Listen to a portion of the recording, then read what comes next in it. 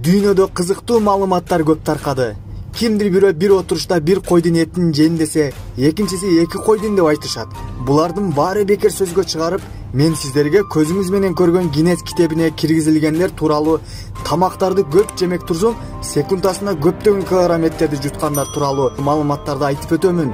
Бул көрүп жаткан каналга подписация кнопкасын басып, класс басышты унутпаңыз. Анда видеоролигибизди баштадык.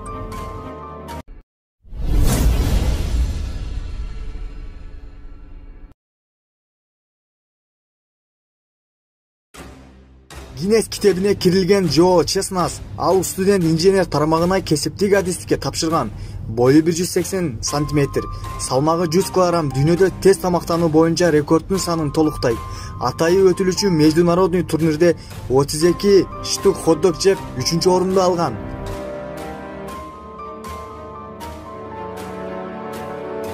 Кийинки рекордсмен Такери Кобаяши 2006-жылы международный Джонспил конкурсунда 10 секундда 35 колбаса жеп рекорд койду. 2001-жылы дүйнө жүзүндө биринчи болуп эң алгачкы рекордду койгон эле.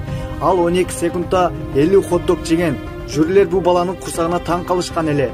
Эч ким күткөн эмес Такери Кобаяшиден bunday результатты. Көпчүлүк адамдар ойлошот, бул баланын ашказаны экөө деп. Такери Кобаяшиге көп популярдуулукту жана көптөгөн ийгиликтерди алып келген. Бирок ал көп нерсени ашказанына кантип батаарын сырларын эч кимге айтпайт.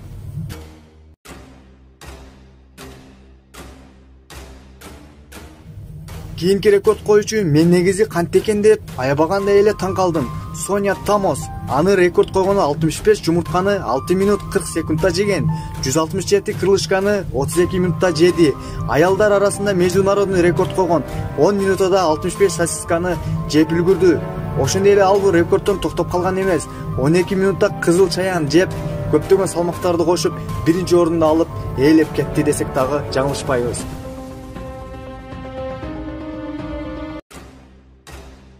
Молли Скайлер ар жыл сайын Америкада өтүүчү сынакта 30 минутада 501 куриный крылышка жеп рекорд койгон.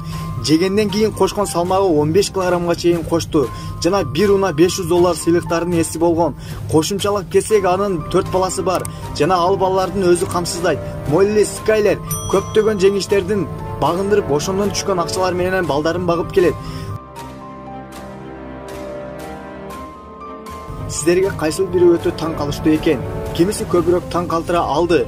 Ушу тууралуу ой пикириңиздерди жазып өтүңүздөр.